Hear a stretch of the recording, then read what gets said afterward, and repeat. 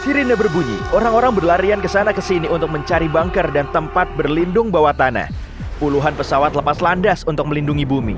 Semua karena sensor kita mendeteksi kapal peradaban ekstraterestrial di tata surya. Tapi tenang, itu cuma asteroid yang bentuknya mirip pesawat antariksa. Ini adalah objek antar bintang pertama yang pernah ditemukan di tata surya kita dalam sejarah, namanya Oumuamua. Objek ini datang dari ruang antar bintang yang dalam. Bentuknya yang memanjang mencapai 800 meter. Wah, ternyata lebih tinggi dari Menara Eiffel. Asteroid ini bergerak ke tengah-tengah tata surya dengan kecepatan 50 km per detik dan semakin cepat.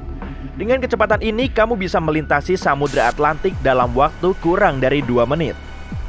Para ilmuwan bumi sempat berspekulasi bahwa itu adalah pesawat antariksa peradaban makhluk luar angkasa dan memutuskan untuk memeriksanya. Biasanya, pesawat antariksa dan benda buatan manusia lain memancarkan gelombang radio untuk berkomunikasi. Jadi, para ilmuwan menggunakan terobosan teleskop pendengar radio di Australia dan Amerika Serikat untuk mencoba menerima sinyal dari objek antar bintang tersebut. Tapi nihil, hening total. Tentu saja, banyak orang berspekulasi keheningan radio ini bukanlah bukti pasti bahwa benda itu bukan pesawat antariksa, tapi semua bukti menunjukkan kalau itu asteroid. Meski sudah melintas di tata surya kita sejak sekitar tahun 1995, para ilmuwan kita melihatnya pada tahun 2017 setelah objek ini terbang sangat dekat ke bumi.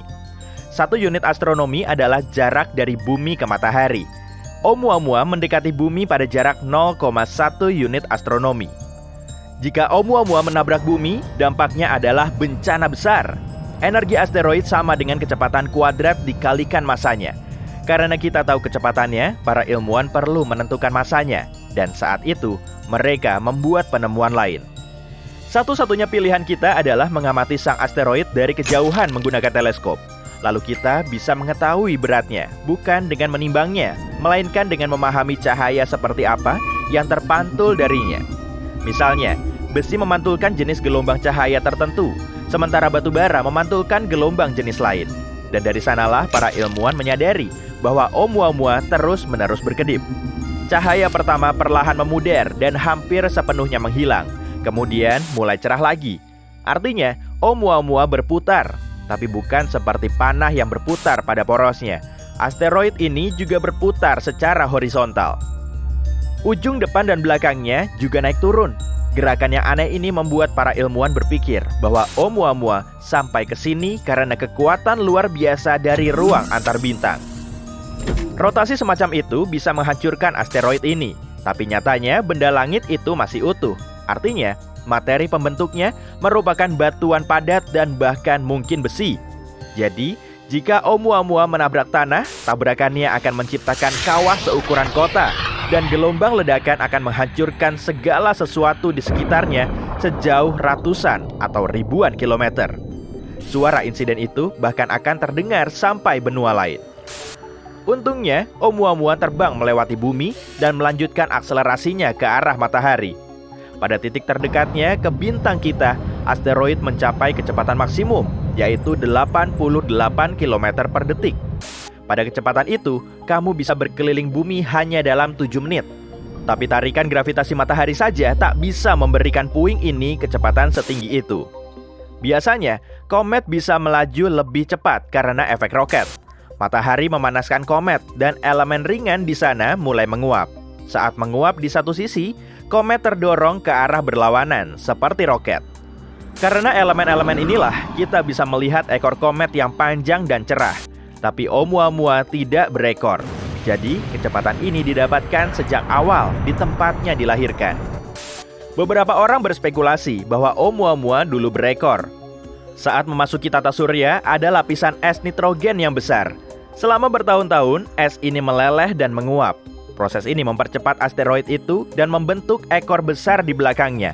Tapi kemudian, es yang merupakan 95% dari berat total asteroid itu habis. Dan yang tersisa hanyalah puing panjang dan tipis yang kita lihat bertahun-tahun kemudian.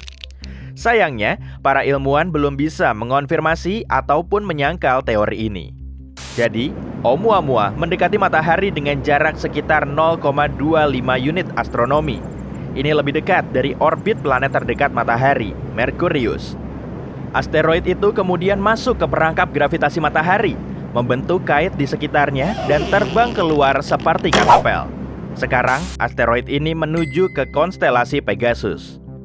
Para ilmuwan meyakini Oumuamua lahir dari tabrakan dramatis antara eksoplanet di suatu tempat di sistem bintang lain dengan objek besar lain.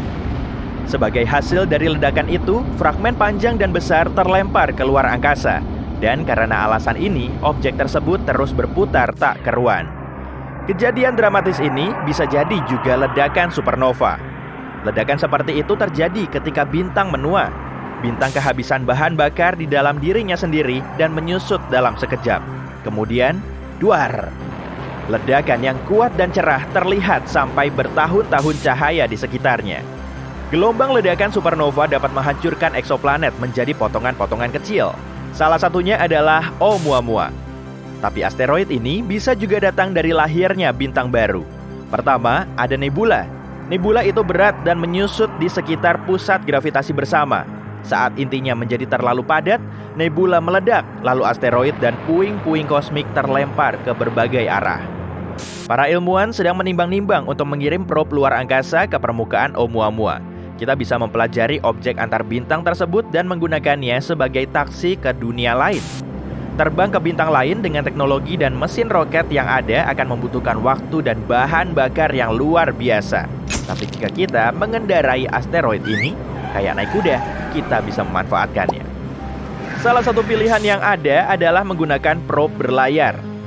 Kemudian alih-alih mesin roket biasa, probe itu akan didorong oleh angin matahari atau laser yang kuat. Konsep ini akan melibatkan peluncuran 1000 probe, masing-masing beratnya kurang dari jarum jahit. Dan masing-masing akan ditambatkan oleh kabel dengan layar selebar ring tinju. Kemudian, laser darat akan memfokuskan sinarnya ke layar itu dan memungkinkan armada probe untuk melaju hingga 20% kecepatan cahaya.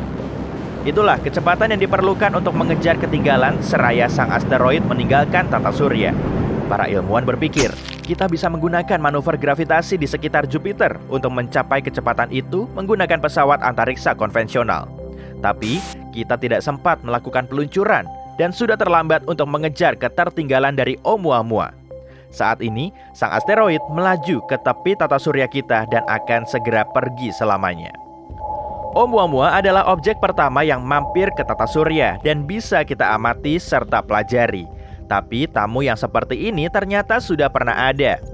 Ada teori bahwa sekitar 70.000 tahun lalu, kita bukan dikunjungi oleh meteorit, melainkan oleh sistem bintang ganda, bintang Sols. Bintang ini mendekati awan Oort, yaitu sebuah dinding asteroid, puing antariksa, dan balok es yang letaknya di ujung tata surya kita. Medan gravitasi bintang mulai menangkap puing-puing ini dan melemparkannya ke arah matahari. Mungkin inilah penyebab banyaknya benturan meteorit yang sering terjadi di permukaan bumi saat itu. Medan gravitasi bintang itu sedikit mengguncang orbit planet-planet di tata surya. Jika bintang itu terus melaju menuju matahari, kemungkinan dunia kita akan secara bertahap hancur, planet per planet. Dan akhirnya, bukan cuma matahari yang bertabrakan dengan bintang katai merah ini, tapi ada juga ledakan besar. Untungnya, bintang pengembara ini hanya sedikit menyentuh perbatasan dunia kita dan melanjutkan perjalanannya ke arah lain. Tapi ada tamu baru berikutnya yang akan datang dari ruang antar bintang. Bintang Gliese 710. Saat ini Gliese bergerak menuju tata surya kita dengan kecepatan 51.500 km per jam. Itu 2 kali lebih cepat daripada roket buatan manusia. Saat mulai mendekati awan Oort, Gliese akan mulai melempar-lempar asteroid ke arah kita. Planet gas seperti Jupiter akan mencegat sebagian besar meteorit. Tapi setiap hari, sekitar 170 meteorit dengan berbagai ukuran dan bentuk akan jatuh ke bumi. Itu 10 kali lebih banyak daripada yang menimpa planet kita saat ini. Dan kamu sudah tahu konsekuensinya seperti apa. Duar! Tapi kedatangan Gliese 710 baru akan terjadi setidaknya 1,2 juta tahun lagi. Jadi, silakan bernapas lega dan lihatlah objek antar bintang pertama yang dibuat oleh peradaban manusia, probe luar angkasa Voyager. 2 probe ini diluncurkan 44 tahun lalu dan masih beroperasi. Voyager 1 adalah probe luar angkasa pertama dalam sejarah yang melintasi heliosfer, batas dunia kita, tempat angin surya berhenti bertiup. Jadi pada dasarnya, probe ini sudah bergelar objek antar bintang. Bertahun-tahun dari sekarang, Voyager 1 mungkin akan memasuki sistem bintang lain dan menyapa peradaban seperti kita yang mungkin tinggal di sana. Untuk tujuan itu, kedua Voyager dilengkapi piringan emas dengan pesan untuk peradaban lain. Ada gambar pemandangan bumi, rekaman pidato manusia, DNA kita, dan masih banyak lagi.